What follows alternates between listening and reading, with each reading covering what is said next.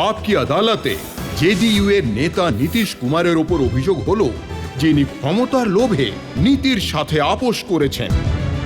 নীতিশজি, এই অভিযোগটা বারবার আপনার উপর করা হয় এবং সবথেকে বেশি লালুজি অভিযোগটা করেন যে গদিতে বসার জন্য, মন্ত্রী হওয়ার জন্য আপনি এমন পার্টির সাথে আপোষ করেছেন যার উপর সাম্প্রদায়িক হওয়ার অভিযোগ রয়েছে। যতদূর ভারতীয় জনতা পার্টির কথা জানি, বা আগে ভারতীয় জনসংঘের কথা ছিল, তাছাড়া সমাজবাদীও ছিল, সাম্যবাদী ছিল, আমাদের সকলের পূর্বপুরুষ একসঙ্গে মিলেমিশে কাজ করেছেন, তাই এটা কোনো নীতির সঙ্গে আপোষ নয়, একেবারেই নয়। কংগ্রেস বিরোধী যে পার্টিগুলো আছে তাদের একজোট হওয়া প্রথম থেকেই ছিল, আর আজ আমি সেই ধারাকে বজায় রেখেই তাদের সঙ্গে হাত মিলিয়েছি। একে নীতির সঙ্গে আপোষ বলে না। আচ্ছা, এটা কি আপোষ বলে না যে যখন ওই দলের সরকারি দায়িত্বে আপনি আছেন এবং সরকারের সাম্প্রদায়িক অপরাধগুলো আড়াল করতে আপনি কাজ করছেন? না, এমন কোনো কাজই আমরা করিনি। যদি আপনার ইঙ্গিত গুজরাট দাঙ্গার দিকে থেকে থাকে, সেক্ষেত্রে আমরা প্রকাশ্যে তার নিন্দা করেছি। আর আমি আজও অনুভব করি যে ওখানকার সরকারের ওই দাঙ্গাগুলো আরও ভালোভাবে সামলানোর চেষ্টা করা উচিত নীতিশজি, ছিল। আপকে আদালতে যখন লালুজি এসেছিলেন তখন উনি বলেছিলেন যে গোধরা কাণ্ডের তদন্ত যেভাবে নীতিশজির রেলমন্ত্রী হিসেবে করানো উচিত ছিল সেভাবে করাননি। এইসব তো দেখুন পলিটিক্যাল স্টান্ট সব। সেটা ছাড়া আর কিছুই না। সময় এলেই আপনি জানতে পারবেন। লালুজির বক্তব্য সেই তদন্তকে আপনি ধামাচাপা দেওয়ার চেষ্টা করেছিলেন। যখনই রেলে কোনো ঘটনা ঘটে তখন সেটার তদন্তের জন্য রেলওয়ে অ্যাক্ট অনুযায়ী কমিশনার রেলওয়ে সেফটি কমিশনারেট ছিল, সেটার জন্য বিধান রয়েছে। তারা সেটার তদন্ত করেন। আর তার জন্য কোনো আদেশ দিতে হয় না, সুও মোটো করেন। কিন্তু তার সঙ্গে এটারও প্রভিশন রয়েছে যে যদি কেউ কমিশনার অফ এনকোয়ারি অ্যাক্টের অধীনে তদন্ত কমিশন গঠন করা হোক, তাহলে কমিশনার রেলওয়ে সেফটি নিজে তদন্ত করবে না।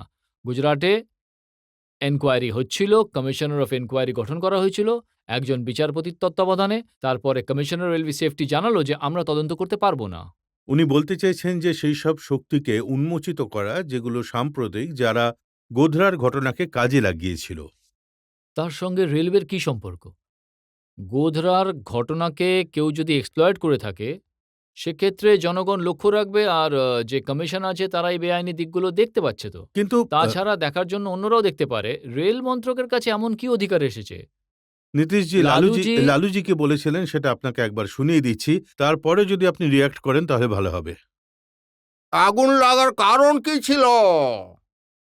সেই ব্যক্তিরা কারা ছিলেন যারা আগুন লাগিয়েছিলেন? সেই আগুন লাগানোটা, বাইরে থেকে আগুন লাগানোর ঘটনা এবং এফএসএল রিপোর্টে লেখা আছে ওনাদের রাজ্য সরকারের, যেটা হচ্ছে কোয়াইট ইম্পসিবল যে বাইরে থেকে কোনো আগুন লাগানো হয়েছে। at the time of fire এসকোচ 6 এর জানলা কিন্তু বন্ধ ছিল, দরজাটাও টাইট ছিল। প্যাসেঞ্জার ছিল 59 জন আর 35 জন ছিল রিজার্ভ প্যাসেঞ্জার। ট্রেন থেকে বেরিয়ে আসে কোনো রকম ইনজুরি ছাড়াই। 4 জন তাদের জার্নি ক্যান্সেল করে, 7 জনের মাইনার ইনজুরি হয়। ইনজর্ড এর ওপরে আরো ইনজর্ড। যে ডিভাইস নট দা নিচে, আগুন লাগলে নিচে লাগবে। হ্যাঁ, আমি এ তথ্য পেশ করেছি লোকসভাতে, আর আমি নির্ভয়ে এগুলো বলেছি, সেটা আপনিও জানেন। কখনো এখানে পড়েছে, এখন নীতিশজি, আপনি দেখতে পাচ্ছেন উনি বললেন এইসব তথ্য লোকসভাতে পেশ করেছেন। যদিও উনি বেশ মজা করে কথাগুলো বলেছেন, কিন্তু ফ্যাক্ট বলছে যে অনেক লোক এমন ছিল যারা ওই কামরা থেকে না পুড়ে বাইরে চলে এসেছিল। অনেকে এমন ছিল যারা নিজেদের রিজার্ভেশন ক্যান্সেল করে নিয়েছিল।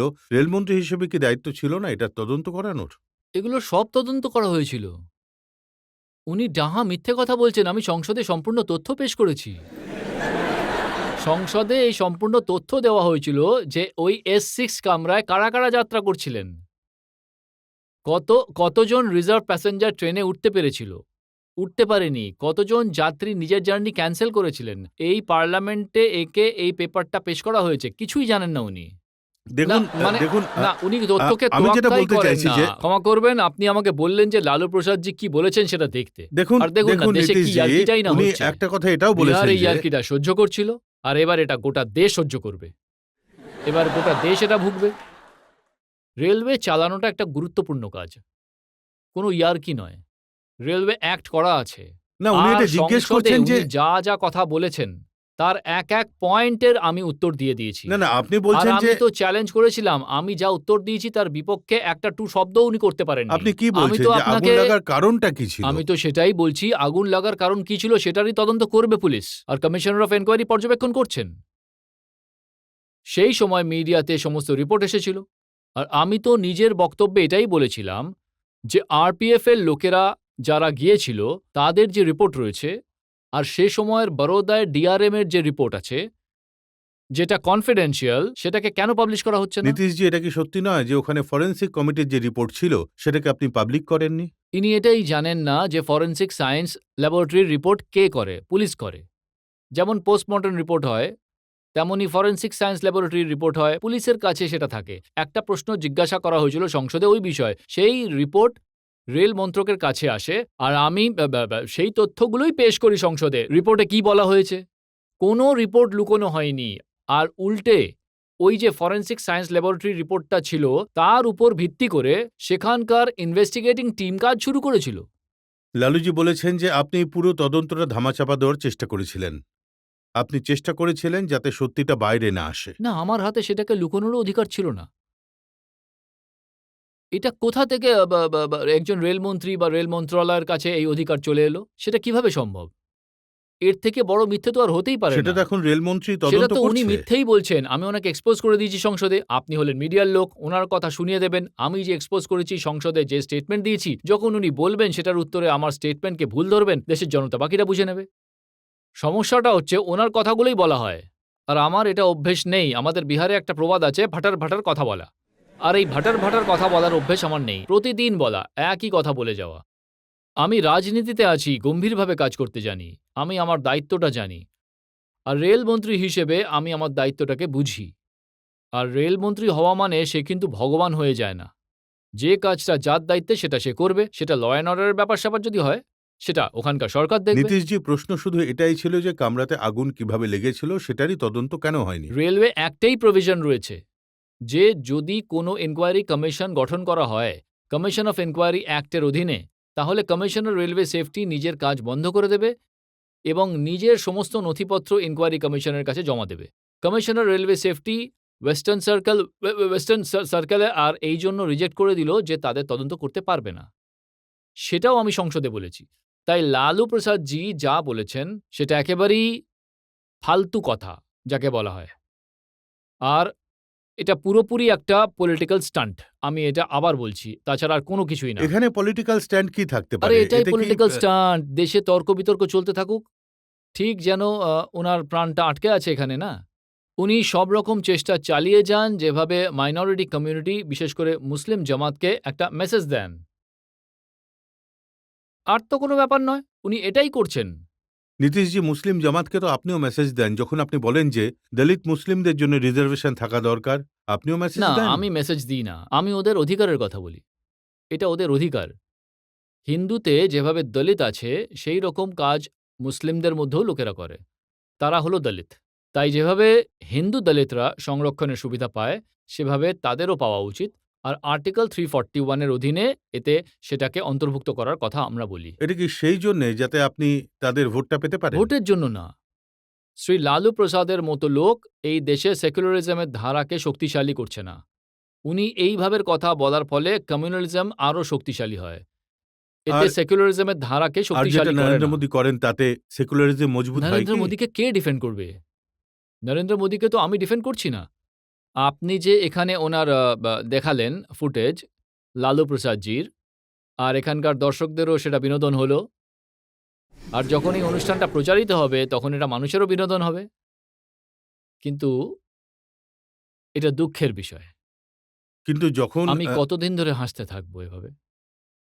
বিহারের লোকেরা কাঁদছে খিদেতে, বেকারত্বে। ৫০ লক্ষ লোক প্রতি বছর বিহার ছেড়ে পেটের খিদের জ্বালা মেটাতে পাঞ্জাব, হরিয়ানা, দিল্লি আর প্রতিটা রাজ্যে ঘুরে বেড়ায়। বিহার কি এইভাবে টিকে থাকবে?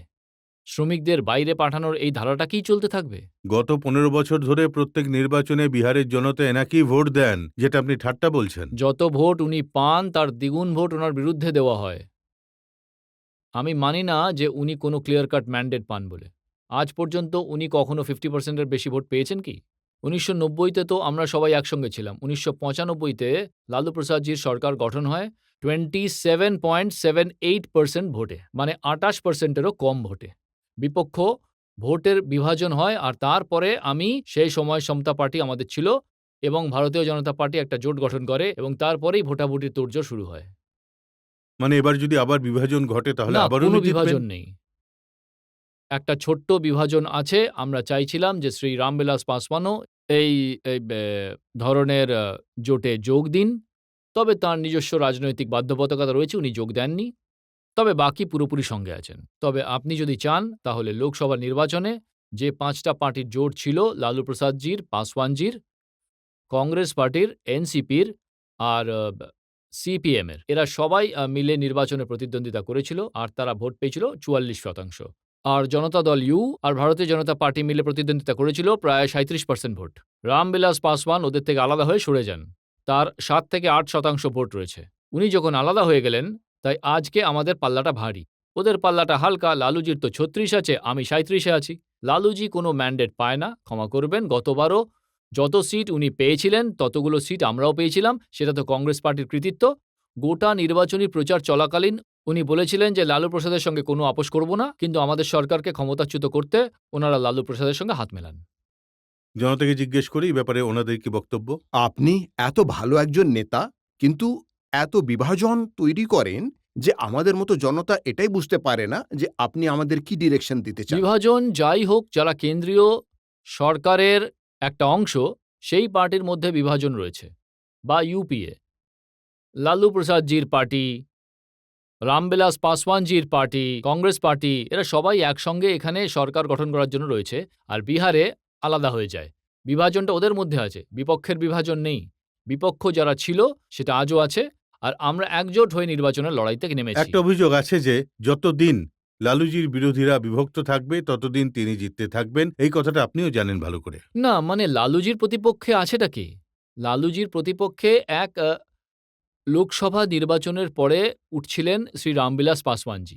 আমি পুরো চেষ্টা করেছি যাতে কোনো না কোনোভাবে একজোট হওয়া যায়। আজকেও আমরা চেষ্টা করেছি, আমরা বলেছি দরজা খোলা থাকবে। কিন্তু যখন রামবিলাস পাসওয়ানজি চাইবে তবেই তো হবে। আমাদের তরফ থেকে তো সমস্ত প্রস্তাব দেওয়া আছে। আমরা বলেছি আপনি আগে ঠিক করুন, তাহলেই আমরা এক হয়ে যাব। কিন্তু শেষমেশ আমাদের এই প্রস্তাবকে উনি অস্বীকারই করেছেন। আর সেটা জনতা দেখতেই পাচ্ছে। জনতা দেখতে পাচ্ছেন যে উপরে আসমান আর নিচে পাসওয়ান।